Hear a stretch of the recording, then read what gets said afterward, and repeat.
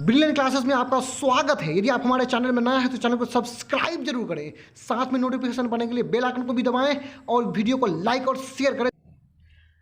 इस वीडियो में हम लोग प्रश्नावली 14.3 का प्रश्न क्रमांक 5 को हल करेंगे। तो आइए हल करने से पहले प्रश्न को पढ़ के समझ लेते हैं। प्रश्न ये है कि निम्नलिखित सारणी, ये नीचे आप जो सारणी देख रहे हैं उसी के बारे में कुछ ना कुछ ये कहने जा रहा है। सारणी 400 नियॉन लैंपों के जीवन कालों को प्रदर्शित करती। ये आप नीचे देख रहे हैं ये सारणी को, ये आपका सारणी हुआ। नीचे और भी कुछ लिखा हुआ है, इसको देख लेते हैं। एक लैंप का माध्यक जीवन काल ज्ञात कीजिए। अर्थात ये जो आप सारणी देख रहे हैं इसका हमें ज्ञात करना है, क्या? माध्यक ज्ञात करना, माध्यक जीवन काल ज्ञात करना। तो आइए हम लोग इस प्रश्न को हल करने के लिए 3 कॉलम को बना लेते हैं पहले। तो प्रश्न 5 को हल करने के लिए इस प्रकार हम लोग क्या 3 कॉलम को बना लेंगे। ये जो 2 कॉलम होगा हूबहू हम प्रश्न से उतार लेंगे और ये होगा संचयी बारंबारता। तो आइए यहां पे हम लोग लिख लेते हैं जीवन काल घंटों में। अब यहां तो लिख लिए, अब यहां पे लिख लेते हैं लैंपों की संख्या। इस प्रकार यहां पे लैंपों की संख्या लिखिए और दूसरा वाला जो कॉलम होता है वो यफ होता है, बारंबारता होता है, इसलिए यहाँ पे यफ लिख लेंगे। ये जो कॉलम आप देख रहे हैं ये संचयी बारंबारता है, तो यहाँ पे हम लोग लिख लेंगे संचयी बारंबारता। इस प्रकार यहाँ पे हम लोग संचयी बारंबारता लिख लिए और संचयी बारंबारता को शॉर्ट में हम लोग क्या कहते हैं, CF कहते हैं, तो यहाँ पे CF लिख लेंगे। अब ये जो देख रहे जीवन काल घंटों में, आपके प्रश्न में जो भी वर्ग अंतराल दिया हुआ है यहाँ पे हम सबको क्या करेंगे, उतार लेंगे। तो इस प्रकार सभी वर्गों को हम लोग उतार लेंगे। उसके बाद दूसरा वाला जो कॉलम है लैंपों की संख्या यानी यफ बारंबारता, इसको भी प्रश्न को देख करके उतार लेते हैं। ये दोनों कॉलम तो प्रश्न से हम लोग उतार लिए। अब हमें निकालना पड़ेगा संचयी बारंबारता। तो आइए हम लोग सीखते हैं कि संचयी बारंबारता कैसे निकाला जाता है। संचयी बारंबारता में देखिए, पहला जो बारंबारता आप देख रहे हैं उसको यहाँ पे हूबहू उतार लेना है। यानी पहला वाला बारंबारता जो भी होगा उसको संचयी बारंबारता में उतार लेंगे। अगला संचयी बारंबारता निकालने के लिए हम क्या करेंगे, 14 को उसका अगला बारंबारता में जोड़ देंगे। तो 14 + 56 हो जाएगा, यहाँ पे 70 हो जाएगा। तो 70 योग को यहाँ पे लिख लेंगे। उसी तरह अगला संचयी बारंबारता यहाँ पे निकालने के लिए हम 70 को उसके अगले बारंबारता में जोड़ करके यहाँ पे लिख लेंगे। तो 70 + 60 हो जाएगा 130। उसी तरह 130 + 86 हो जाएगा 216। अब यहाँ पे अगला संचयी बारंबारता निकालने के लिए 216 को 74 में हमें जोड़ना पड़ेगा। तो 216 + 74 290। उसी प्रकार 290 + 62 352 और 352 + 48 हो जाएगा कितना, 400। अब हम लोग यहाँ पे 2 लाइनों को खींच लेते हैं क्योंकि हमें यहाँ पे n का मान ज्ञात करना होता है। तो इस प्रकार हम लोग 2 लाइन को खींच लिए। अब हमें यहाँ पे निकालना पड़ेगा n का मान। n बराबर होता है बारंबारताओं का योगफल। अर्थात ये कॉलम देख रहे हैं ये बारंबारता है, इन सभी संख्याओं के योगफल को ही हम क्या कहते हैं, n कहते हैं। तो इन सभी संख्याओं को जोड़ने पर प्राप्त होगा 400। यानी यहाँ पे n बराबर 400 और अंतिम वाला जो संचयी बारंबारता कितना है, 400। ये दोनों चीज हमेशा क्या होता है, एक ही जैसा होता है, समान होता है।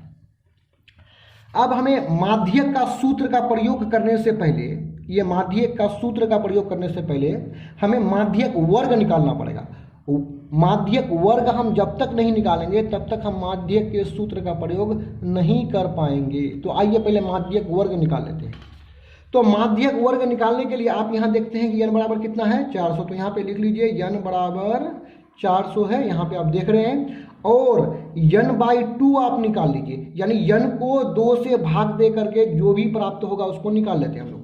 तो n को 2 से भाग देने पर n का मान कितना है, 400/2 बराबर 400 को 2 से भाग देने पर प्राप्त होगा यहाँ पे 200। यानी n/2 हमें प्राप्त हुआ 200। माध्यक वर्ग निकालने के लिए हमें n/2 प्राप्त करना पड़ता है। तो यहाँ पे हम लोगों का n/2 200 प्राप्त हुआ। तो जो भी n/2 प्राप्त होगा उससे ठीक बड़ी संचयी बारंबारता को देखना है। तो हमारा यहाँ पे 200 n/2 प्राप्त हुआ है, तो 200 से ठीक बड़ी संचयी बारंबारता को देखिए तो यहाँ पे क्या है, लेकिन 200 से ठीक बड़ी मतलब उसके बगल में ठीक बड़ा 200 कितना है, 16 है। तो 200 से ठीक बड़ा 216 है और 216 के सामने जो आपका वर्ग होगा इसी को हम लोग कहेंगे माध्यक वर्ग। अर्थात हम लोग निकालेंगे n/2 जो भी प्राप्त होगा इससे ठीक बड़ी संचयी बारंबारता को देखेंगे। तो 200 से ठीक बड़ी संचयी बारंबारता 216 है और 216 के सामने जो वर्ग होगा वही होगा माध्यक वर्ग। आइए तो इस प्रोसेस को हम लोग थोड़ा सा लिख लेते हैं। सबसे पहले हम लोग क्या देखें, 200 से ठीक बड़ी संचयी बारंबारता, तो यहाँ पे लिख देंगे, चलिए 200 से ठीक बड़ी संचयी बारंबारता हमें प्राप्त हुआ 216, तो यहाँ पे लिख लेंगे 216। अब ठीक बड़ी जो संचयी बारंबारता है उसके सामने वाला वर्ग क्या है, 3000 से 3500, यानी वही हो गया माध्यक वर्ग। तो यहाँ पे हम लोग लिख लेंगे माध्यक वर्ग बराबर 3000 से 3500। अब हम लोग प्रयोग कर लेते हैं माध्यक का सूत्र का। माध्यक का सूत्र ये होता है, लेकिन माध्यक के सूत्र को प्रयोग में लाने से पहले हमें L, n/2, CF, F और H का मान सारणी से निकाल लेना होता है। तो आइए सबसे पहले L निकालते हैं, उसके बाद n/2, CF, F और H का मान निकाल लेते हैं। तो सबसे पहले हम लोग L का ही मान निकाल देते हैं। तो L बराबर होता है माध्यक वर्ग की निम्न सीमा। यहाँ पे देखिए माध्यक वर्ग है, ये बड़ा वाला मान उच्च वर्ग सीमा, छोटा वाला वन निम्न वर्ग सीमा। तो निम्न वर्ग सीमा आपका हो गया 3000। अब हम लोग CF का मान निकाल लेते हैं। CF होता है माध्यक वर्ग से ठीक पहले वर्ग की संचयी बारंबारता। हम लोग यहाँ पे देख रहे हैं कि ये क्या है, 3000 से 3500 माध्यक वर्ग है। तो माध्यक वर्ग से ठीक पहले वर्ग की संचयी बारंबारता यानी हो जाएगा CF कितना, 130। अर्थात आप माध्यक वर्ग के संचयी बारंबारता को CF नहीं कहना है, हमें कहना है उससे पहले की संचयी बारंबारता को CF कहते हैं। तो आइए यहाँ पे CF का मान को लिख लेते हैं। CF बराबर कितना निकला है आपका 130। अब निकाल लेते हैं F क्या होता है उसको भी हम लोग देखते हैं। F होता है माध्यक वर्ग की बारंबारता, यानी ये माध्यक वर्ग है उसी की जो बारंबारता होगा उसी को हम लोग कहेंगे F। यानी F वाला कॉलम में आपको F प्राप्त होगा और CF वाला कॉलम में आपको CF प्राप्त होगा। तो आइए हम लोग F का मान यहाँ पे लिख लेते हैं। F बराबर कितना हमें प्राप्त हुआ, 86। देखिए सूत्र में n/2 का भी मान आया है। अब यहाँ पे देखिए सूत्र में n/2 का भी मान आया है। तो n/2 आपने कितना निकाला था, 200 निकाला था, तो यहाँ पे लिख देंगे 200। अब हम निकाल लेते हैं H का मान। H का मान क्या होता है, उच्च वर्ग सीमा माइनस निम्न वर्ग सीमा। तो उच्च वर्ग सीमा कितना है, 35 है, माइनस 3000, तो घट के बचेगा 500। देखिए आप पहले H का भी मान निकाल सकते हैं, आप पहले F का भी मान निकाल सकते हैं। इस प्रकार आप पहले किसी का भी मान यहाँ पे निकाल सकते हैं, उसमें कोई दिक्कत नहीं है। जब सारा मान निकल जाएगा तब हम लोग माध्यक का सूत्र यहाँ पे लगा लेंगे। तो माध्यक बराबर होता है इंटू H। यदि हमारे पास जगह है तो हम इधर भी आगे बढ़ सकते हैं। L का मान कितना है यहाँ पे, 3000 plus n/2 200 minus CF 130, CF 130 बट्टा F। तो F का मान कितना है, देखिए 86 है F का मान, इंटू H हमारा निकला है कितना, 500। तो यहाँ पे 500 लिख दिए हम लोग। अब इस चीज़ को यहाँ पे हम लोग उतार लेते हैं। कितना है, 3000 प्लस 200 से 30 जाने पर हमें प्राप्त होगा 70 बट्टा 86 गुना 500। 35 दूने 70, 43 दूने 40। चलिए इसको आगे बढ़ाकर लिख लेते हैं, 3000 प्लस, अब यहाँ आप 35 से यदि 500 को गुना कीजिएगा तो प्राप्त होगा 17,500 बट्टा में कितना है 43 है, तो यहाँ पे इसको लिख लीजिए। तो चलिए इसको थोड़ा सा और आगे बढ़ाते हैं। यहाँ बराबर लिखेंगे, कितना है यहाँ पे 3,000, तो यहाँ पे 3,000 लिख दिए, प्लस है, प्लस को भी लिख दिए। हम लोग क्या करेंगे 17,500 को 43 से भाग दे देते हैं। तो आइए हम लोग यहीं पे जो है 17,500 को आपका 43 से क्या करते हैं भाग लगा लेते हैं।